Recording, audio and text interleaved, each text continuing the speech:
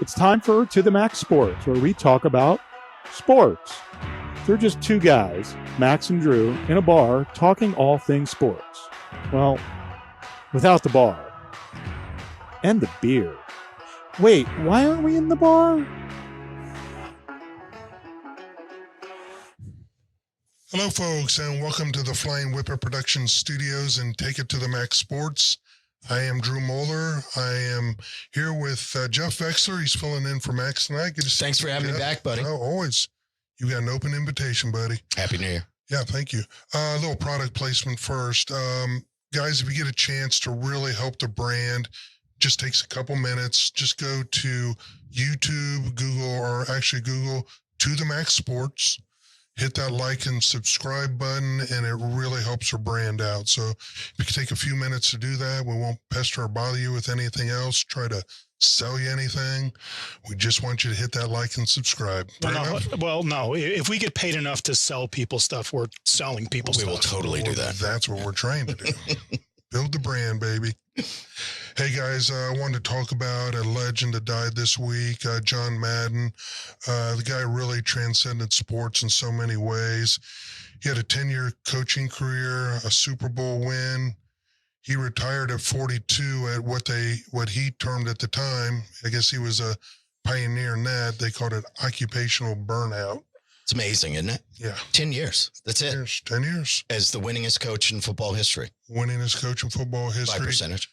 Actually, if he hadn't ran into a juggernaut called the Pittsburgh Steelers during the 70s, he probably would have had a few more Super Bowl belts to his. He had some great Raiders teams. Great Raiders teams. Yeah. Yeah, and he's got, he's got one NFL rule thanks to his team, the Holy Roller play. That's right. Was that his? That was the Raiders. Well, that was Dave Casper that actually did that, but he was the coach. Yeah. Yep. After that, Casper that rolled that ball. Yep. After that, can't advance the ball ever again. I forgot about that. Okay. He retired after losing. He won the Super Bowl. I think we said 76 it was. 76 in the. And then in 77, when they lost to the Denver Broncos, that team was the Orange Crush team. They got crushed by the Cowboys. He retired. Yeah, it was a 76-77 season. Yeah.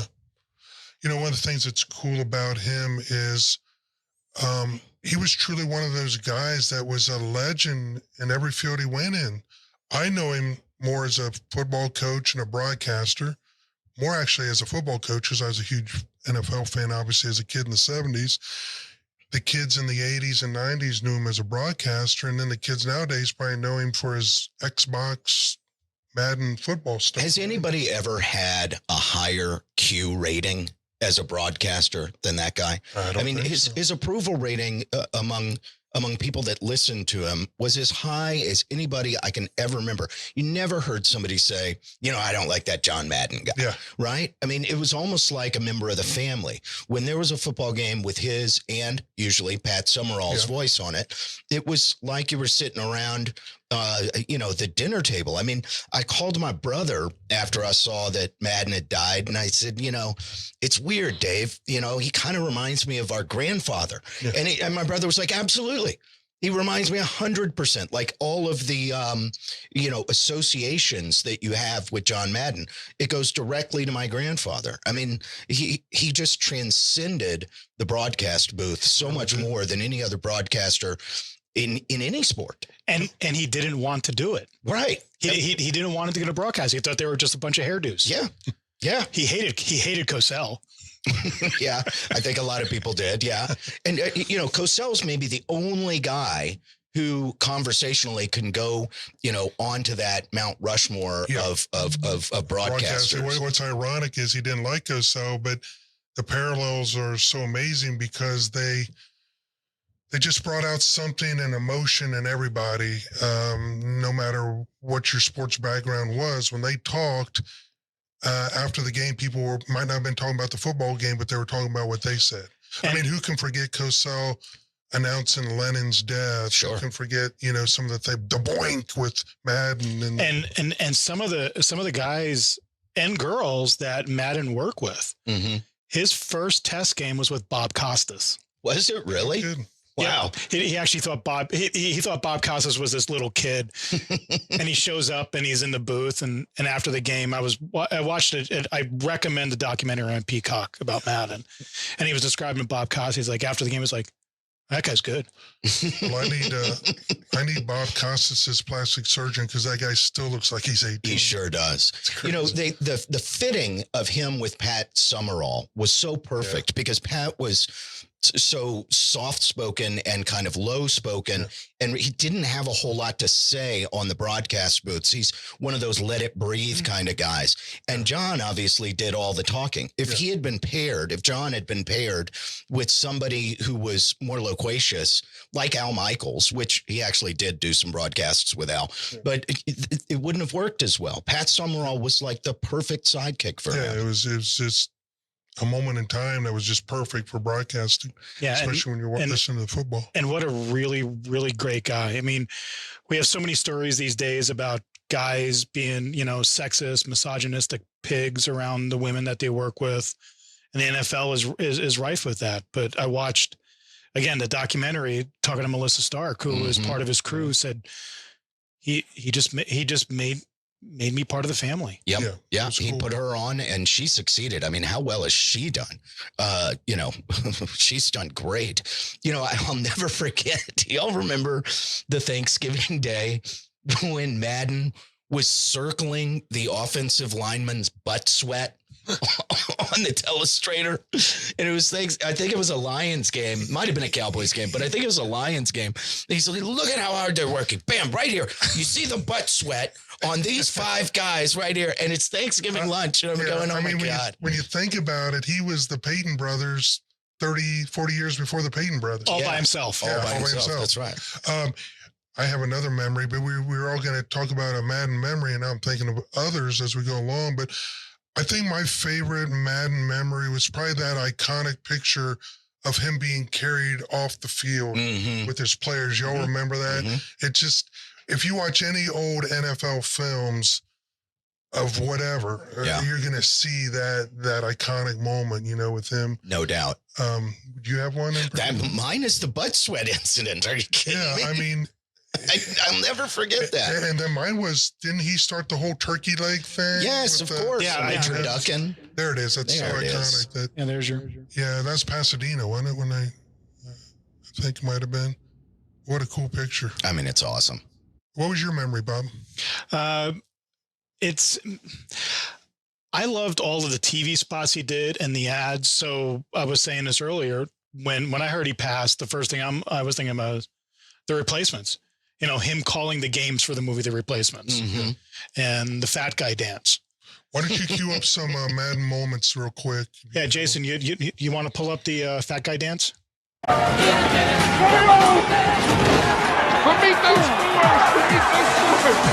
love to see a fat guy score. Why?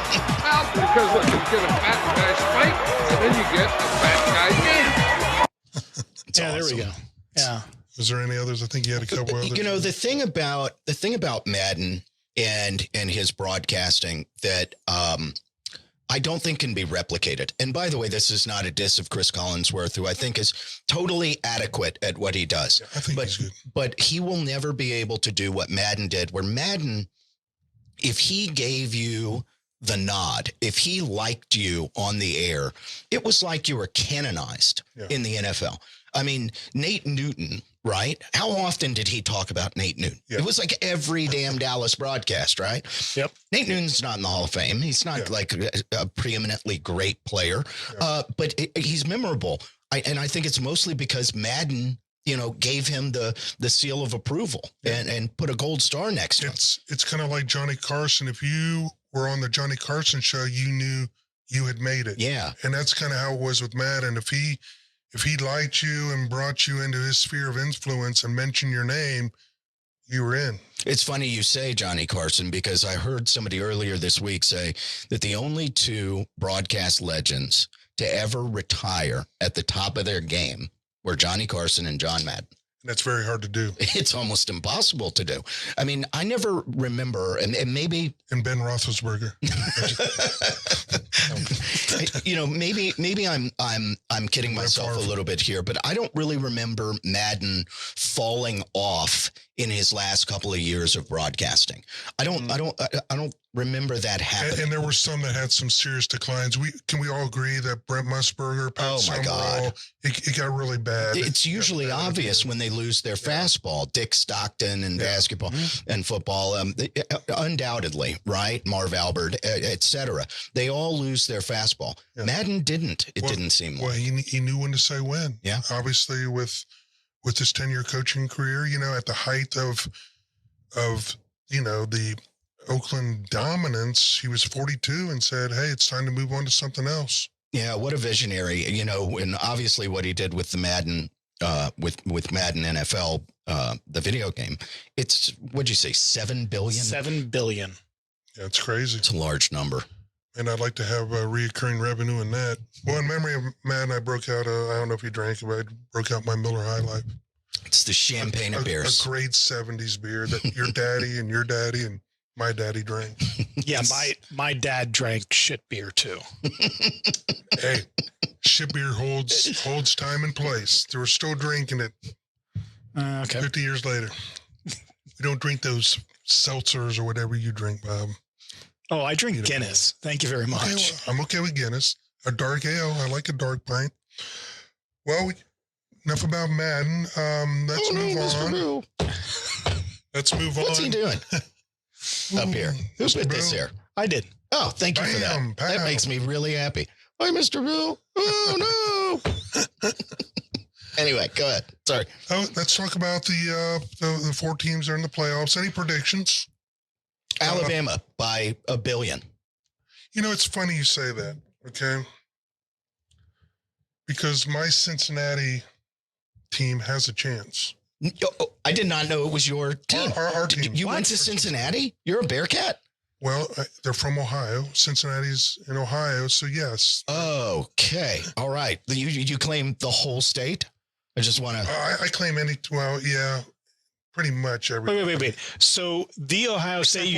When LeBron was with the Cavaliers, I didn't claim it. The Ohio State University gets drummed out of any consideration and you change your allegiance willy-nilly like the win to Cincinnati? Well, I'm going to be cheering for Cincinnati in this for the playoffs to win the playoffs. Obviously, Ohio State can. Much like David was cheered for against Goliath? Kind of. Well, let me read something to you. While you guys are ready. You got a minute? I'm going to root for Cincinnati, by the way, but they're going to get murdered. Well, let me give you some facts. Give me facts. And you tell me what team. Okay. Won 22 of their last 23 games. Cincinnati. Who'd they play? Lost to it. The only loss was to a team that's actually in the playoff format, the top 4, by a last-second field goal last year. Is that Michigan? No, Georgia. That would be Cincinnati. Georgia beat them on a last-second field goal. Got it. Playing in a meaningless bowl game, but we'll come back to that. Georgia returned 15 seniors this year, and they are playing for the national championship in the format that's designed right now. So that's a fact. They talk about this non-Power 5 thing, and I do like what Kurt Herbstreit said. He said, if it was college basketball and it was the Final Four, would we really be? Did we say that about Gonzaga when they kind of broke onto the scene way back when? Oh, they don't deserve to be here. I know Herbstreit's your boy because he's from Ohio and you have dominance over anything Ohioan. But if we had a 64 team football playoff, do you think Cincinnati would be in the Sweet 16, the Elite 8? Would they be in the Final Four? Be honest. I don't know. But all I can tell you is the facts. The facts are irrefutable. 22 of 23 games they've won. And let me show you something else. So in 2006, Boise State beat Oklahoma in the Fiesta Bowl. I remember that like yesterday. Remember how they beat them? smoke and mirrors, the Statue of Liberty play. I mean, they pulled out all the stops. Okay. They couldn't just line up with them. Okay. In 2008, Utah, which played in the Mountain Conference at the time, beat Alabama in the Sugar Bowl. Before Alabama was Alabama. Okay, but they still beat them in the Sugar Bowl. TCU and UCF, they went undefeated before we had this format. They didn't play for the national championship, but they went on to win their prominent bowl games. So what are you saying? So are you saying Cincinnati's going to win? What I'm saying is they may not win, but I don't think it's going to be some 52-10 route. I do. Okay. And I will give you, got it. I will give you Cincinnati deserves to be in the playoffs. Right. But I will also challenge you to refute my statement that they are not one of the top 4 teams in college football right now. They're not. Okay, so who should they be replaced with? Notre Dame, who they beat? I would say Ohio State's a better team than Cincinnati. I love my Buckeyes, but I got to be honest, this year was not their year. Now, yeah, if there was 5 games that they played, I think Ohio State would probably win 4 of them. So you're saying Cincinnati has a chance? What I'm saying is it's not fair to put Ohio State.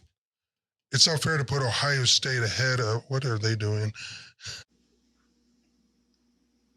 So you're telling me there's a chance? Yeah! You and Jim Carrey. Me and Jim Carrey, without the gap tooth. So yes. Let me ask you a question. Who knows more about football than anybody? Vegas. Right. Do you know what the line is? What, 13, I think? 13 and a half. Okay.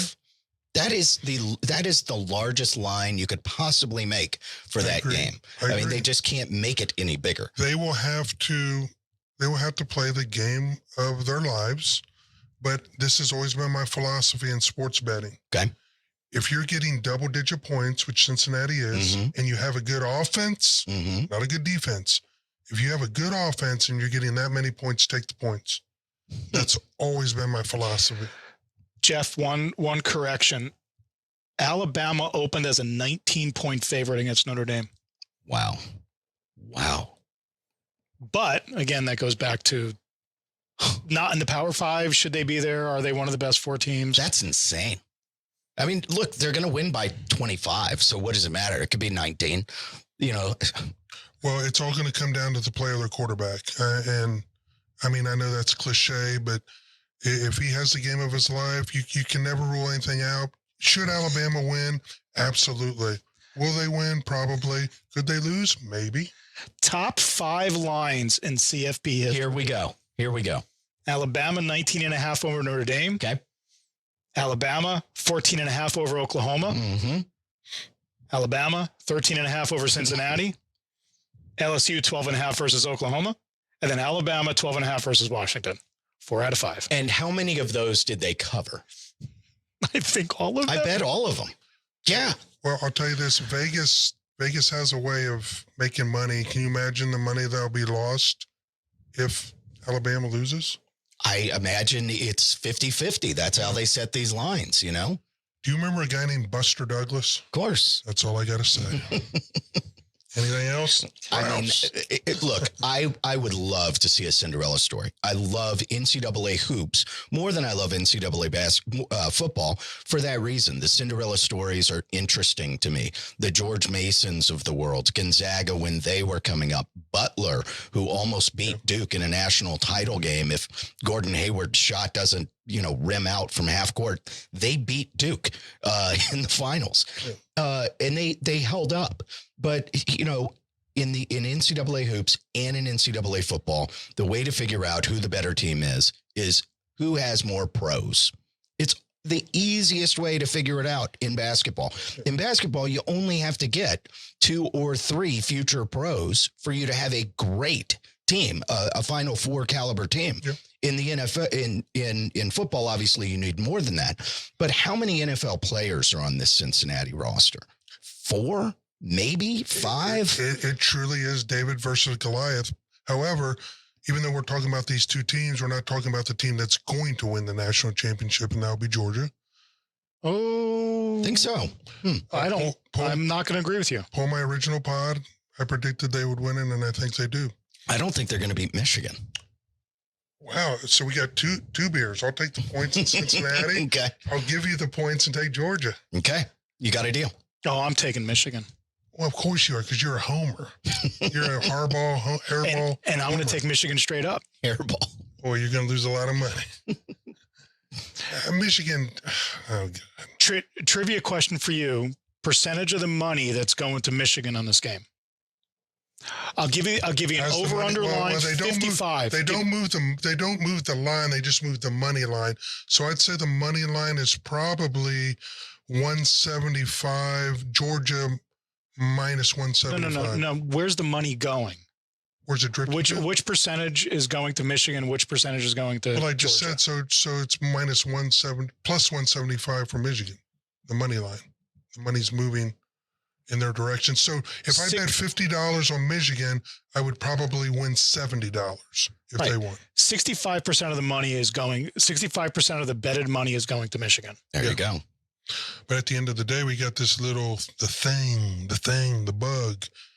And, do you think there'll be any implications if the thing catches a player right before game time? Count on it. See, that's happening everywhere. That's really making it hard for gamblers right now.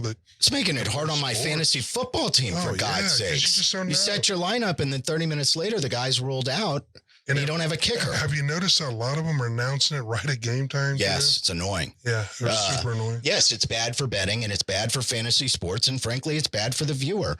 I mean, 11 NBA games have been canceled now. 2/3 of, or is it 1/3 rather, of NBA referees have been in protocol. It's not a good thing. I mean, look, you got to do what you got to do, but canceling the game the way Texas A&M did a week ago is just wrong. I mean, they had enough players to field a team. They just didn't have their starters or enough of their great players. They didn't want to suffer a big loss? That's right. They didn't want to be embarrassed. But what about the money for the school that they lost? That's a shame. That's why you should have gone and played. There was a great article in the Express News this week about that. If you really have the 12th man, if you really believe in the 12th man, then go play that damn game. Yeah. You got 35 guys, go play. I agree. If you got enough to field a team, get out there and put out a team. Yeah. Well, I mean, the bigger story was NC State and UCLA. UCLA can't field a team. They don't have the Holiday Bowl. NC State goes away, doesn't win anything. Right. And it's different rules for the air quote meaningless bowl games other than the CFP. UCLA didn't forfeit. They just didn't play, so they didn't play the game. Right. Now, if Georgia or Michigan tomorrow has a breakout 50% positivity rate, they lose. They forfeit. Yeah. Well, one thing could happen if Alabama does win tomorrow or Georgia, they'll break the 0-for-4 now string of SEC teams. Because Tennessee lost tonight. So that makes them 0-4, which doesn't really matter to me because Alabama's the class of the SEC. Team, yeah. And their quarterback, I gotta admit, he's a flat out freaking stud. Yeah. A freshman. I mean, that guy's a beast. Then explain the Auburn game. You explain it. You put all this pressure, man. It's like he slept for 3 quarters and about 11 minutes. You know who that reminds me of? Tom Brady, Joe Montana. Winners find ways to win. Yeah, okay, they do. Fair enough. It's amazing. Like this guy, I used to play him on the golf course. And I'd be up, I'd be winning, and then, I'm playing terrible today. I'm going to double down. So next thing I know, I'm running to the ATM, because he got me. Winners find ways to win. Thank you. And that's the Brady's. That's this kid. He's a winner. He's a flat out winner. Yes. So real quick, prediction on the Cincinnati score. 52-10 was the thing that spewed from your mouth a little while ago by accident. Okay, and I'm going with 52-10. Okay. I know. What's 38-24? I don't cover, do I? No. Points I get? And apparently you can't do math either. 38-24, they don't cover. They lose. What about the Georgia game. Hey, let me ask you a real quick question. Because you're Mr. Ohio, all right? Do you know who has winner written all over him like Tom Brady? Joe Burrow. He's a beast. I know we're going to talk We'll NFL a little bit later, but that guy's the real McCoy. That's another winner. He finds ways. Yes. And the Ohio State Buckeyes let him transfer, get into the portal. Brilliant. That's okay. So we got CJ Stroud now. So Georgia, Michigan, I think is going to be an absolute slugfest. I got 21-17 Michigan. Yeah. It's going to, I'm going to flip it. I'm going to say 21-17 Georgia. Michigan will cover. It'll probably come down to one of those last play events. But the Georgia defense, I know they laid an egg against Alabama. They sure did. But they got dudes. Have they laid an egg against anyone else? It happens. And Alabama laid wood on them. But I think that defense steps up. I think it stifles Michigan, who has a good offense. And that running back's a beast. I love their running back. Can't remember his name.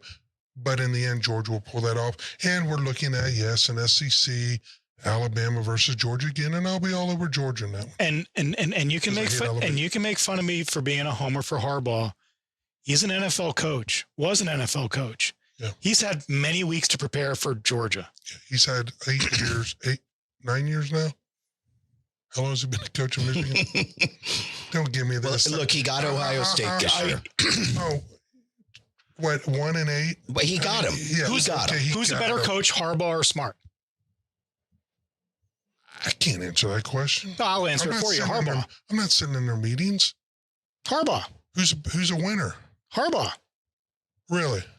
We'll see next week. Jeff? Tell me. I'm going to sit this, Michigan, Ohio, you guys can never get along anyway, right? What's so funny is all I heard Michigan fans for the last 4 or 5 years is this guy's got to go. This guy's got to go. It's over. Get rid of him. It's true. They didn't really want him. Yeah. And now he's put together a good season and good for Michigan. And like I told you before, I'm a Big Ten supporter. So at the end of the day, only because I picked Georgia to start the season, I predicted them as the national champs.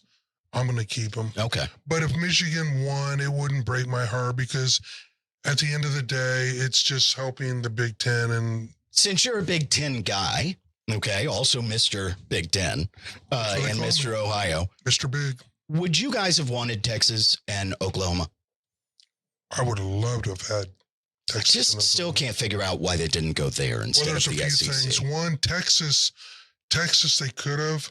Oklahoma, there's actually some credential requirements because they courted them a couple years ago, but they didn't meet the academic, for whatever reasons. Now we got academic requirements, but they didn't meet the academic credentials. There's some type of credentialing. Interesting. And Oklahoma didn't meet that. Wow. But the SEC are whores, and they'll just take anybody. Well, it's a mistake for both Texas and OU. I really, I think in the short term, maybe, but I don't think so in the long term. What's good about it for them? So they can finish 5th in their division? Have you seen the players Texas is picking up now? Well, Texas has never had the problem of getting great players. Texas will be a top 8, perennial top 5 team in the next 3 to 5 years. Oh, come on. I just don't see it. Yeah. I think they're going to get their head kicked in. If Texas could just keep 30% of their homegrown talent in this state, they would be a perennial top 5. We've said that for years. Yeah, and if my aunt had testicles, she'd be my uncle. I understand. But Texas can. I think it helps Texas more than Oklahoma, to be quite frank. Why so? I just think Texas has a bigger recruiting base, and it's all about. Listen, I'm a homer, and I used to hate it in the '90s watching Desmond Howard from Ohio, Charles Woodson from Ohio. It broke my heart every year to watch Michigan kick our ass with Ohio players. It just ripped your heart out. We know the feeling around here. And so what happened was we got to the point, it started with Jim Trussell. We talked about that, where we started because he was a high school iconic football coach in Ohio, Had the connections. and he had the connections. He had that recruiting connection, which is so important. And once that happened, we became a team that, oh, our season is great if we beat Michigan, to our season is lost if we don't win a national championship. And once that culture inoculated itself into our psyche, we've been a perennial contender every year for the last 15 years. And really, we've talked about it before, that's where Texas needs to go. Texas needs to step into the game. They need to recruit from within. And with the talent that I see leaving Texas to go in other places, that can all change. And Texas can be a power. They can be easily a top 5 power. Stop hampering your athletes. Start recruiting players to compete against each other in the intra squads. Yes. And then you have it. They've got the base. So Texas with more money sounds like a terrible idea. It's like giving an alcoholic ownership of a bar. I mean, it's just a terrible idea. Texas doesn't need more money. So the SEC calling and the money that it brings with it is not that important. Okay. They're the best endowed school in America, right? Yeah. So what do they need more money for? That doesn't make sense to me. The talent pool, of course it's rich, but Texas has always had talent. It's that they don't get players to perform in Austin. They just don't. I don't see how that's going to get better. I think it might get worse. But no, like you told me, is they have the players. They don't have the guys behind them to challenge. That's also true. So having said that, if they can get the 5-star and the 4-star behind them to push them, I think they'll be fine. And can we be quite honest about one thing? I mentioned this in another pod. There's 3 states that are gold mine for football talent. Florida, Texas, and California. Those are your gold mines. So we're sitting on a gold mine. It's just look at Florida. My God, Florida State and Florida should be, again, they should be top 10 teams every year with the talent that's in those states. So now it's just a matter of recruiting. But I think bringing that SEC prestige to it and the level of competition, because quite frankly, if I'm a 5-star quarterback, okay, where do I want to test my mettle? And nothing against Baylor, but do I want to test my mettle every week against Baylor, against Iowa State, against Oklahoma State? Or do I want to test my mettle every week against Georgia, Florida? I don't know. I don't know the answer to that question. Okay, theoretically that makes sense.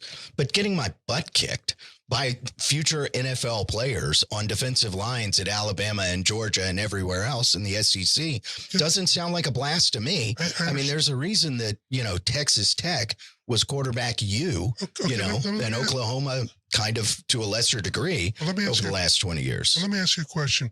You probably said the same thing 7 years ago when A&M joined the conference. I did. I thought it was a horrible mistake. And has it proven to be a horrible mistake? No. And would you say that perennially Texas is a stronger program than A&M? If you just go with football, I don't know. It's close. Years. It's close. So the people Not that lately. said, and I really thought, well, no, because they're in the SEC and they're grabbing 5-star talent. And I said that when A&M joined, I said, wow, that's now the Missouris. I thought you guys are idiots, the Missouris that joined and teams like that. But when A&M joined, I said, they're toast. But you know what? If you've ever played sports in your life, I played this guy in golf next to me, and the only way you get better is you play better.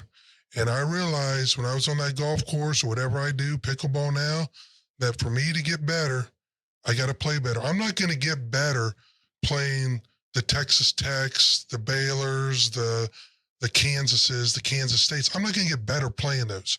But I'll tell you what, when I play Alabama and then next on line's Georgia, then Florida, then Tennessee, I better get better. So I'm going to wrap this back around and do a little bit of self-referral. And you just proved my point that Cincinnati can't beat Alabama by any stretch of the imagination.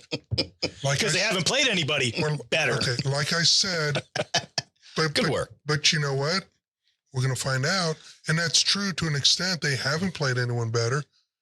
But to get better now as a program, they're playing better. Yeah, fair enough. Fair enough. So, It's hard in the state of Texas. I mean, you go through it, and obviously A&M is a big recruiting competitor, but it's not just them. It's TCU, Houston's coming, Baylor, Tech.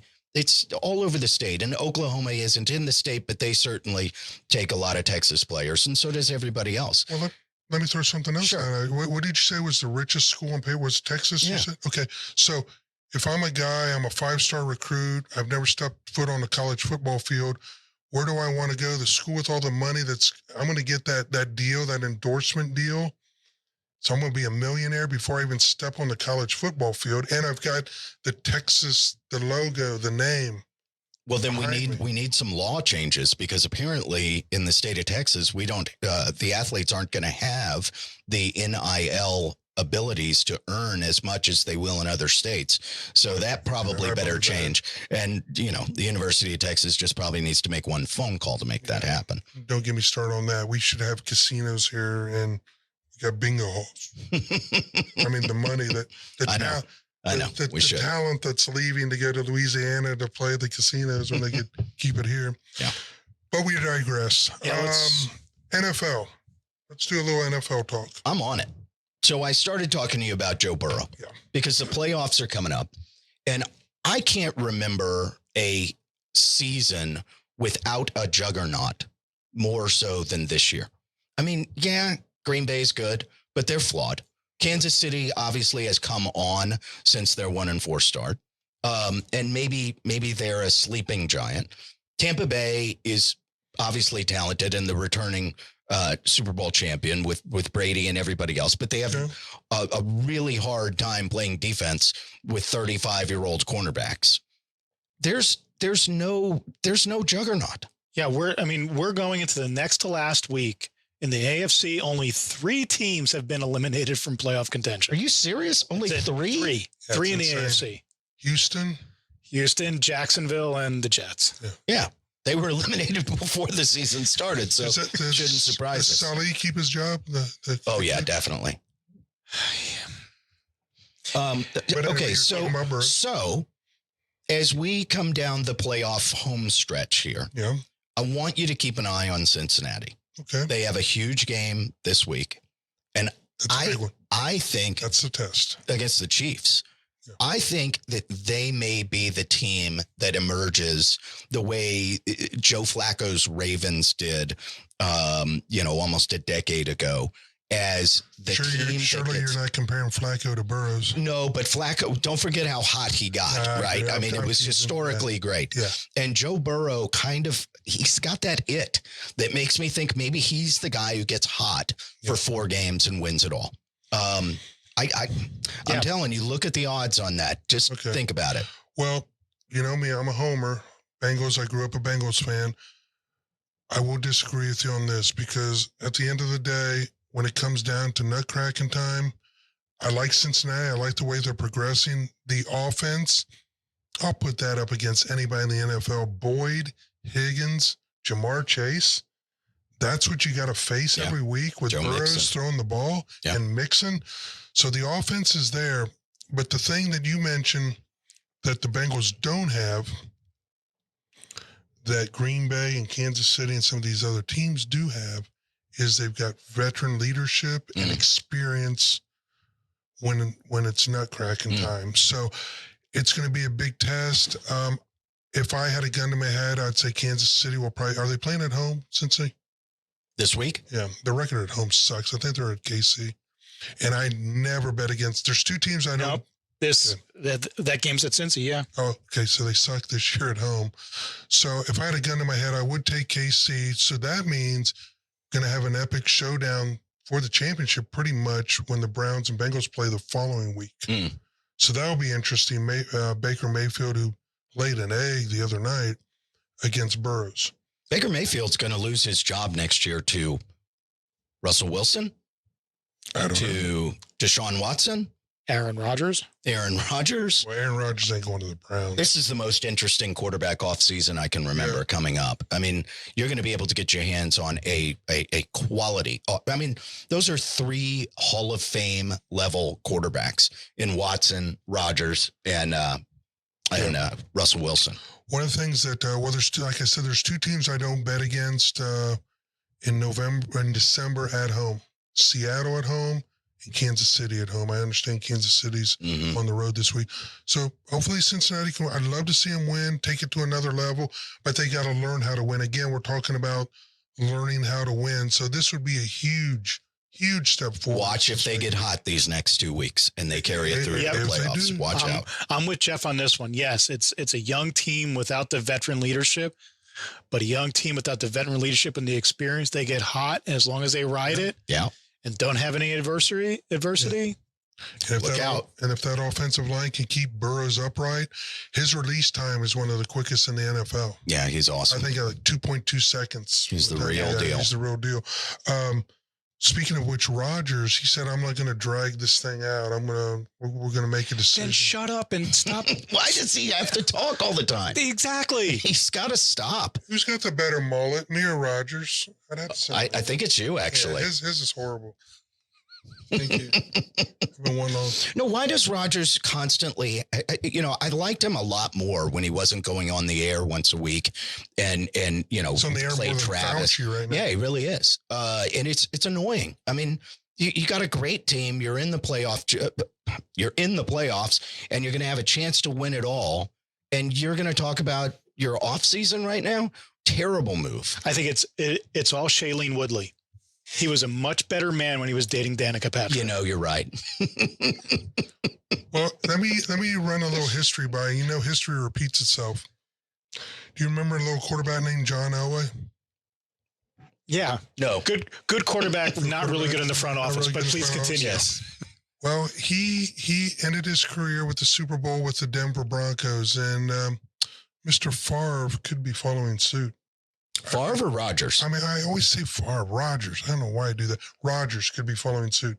Favre may be playing for the Colts or New Orleans this week. You saw that the Colts called Philip Rivers. Well, Rivers has said, he said a couple weeks ago, I'm tan, rested, and ready. So I guess he's been working out and kind of prepping for if somebody needs him. But just chasing kids around. But could you see that? I could actually see Rodgers. Oh, sure. Yeah, absolutely. Doing a Peyton Manning. Hey, you've got a team that's got a great defense. Wherever Rodgers goes, the wide receiver with him for Green Bay. Which one? Devontae? Devontae said, I'm going. Really? Yeah. Devontae said, wherever Rodgers goes. Wow. I'm going too, because he's on the last. Can they go to Dallas? I'm interested. That won't happen. No, Jerry has a love affair with Dak. I know. But, what about the Cowboys? They're kind of a surprise. Hey, man, they're legit. And it's the first time I can remember saying that in my lifetime. I mean, since the 90s anyway. That linebacker Parsons. Oh, he's the deal. He's the goods, no doubt. And the defensive backfield gets takeaways. They really don't seem to have a shortcoming.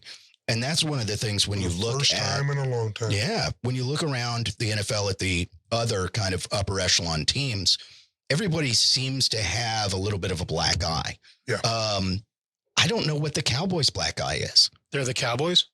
Yeah. Okay. I mean, yes, my hat's off. Yes, they're shaping up to be a contender. You got to be able to run the football. You got to be able to play cold weather football in December and January. It seems like the Cowboys can do that. Yeah. I mean, their offensive line's good enough blocking to run the football. Obviously, Dak is a big dude who can throw the checkdowns. Yeah. You're going to have to play smart outdoor football at some point. Yeah. They seem like they're as well suited to going all the way as anybody else. Yeah. Seems like they're coming together at the right time. Yeah. Well, folks, we want to thank you for listening tonight. Again, hit that like and subscribe button, and we'll see you next week. I've really had a lot of fun, Andy. Appreciate you. Anytime. Thank you, fellas.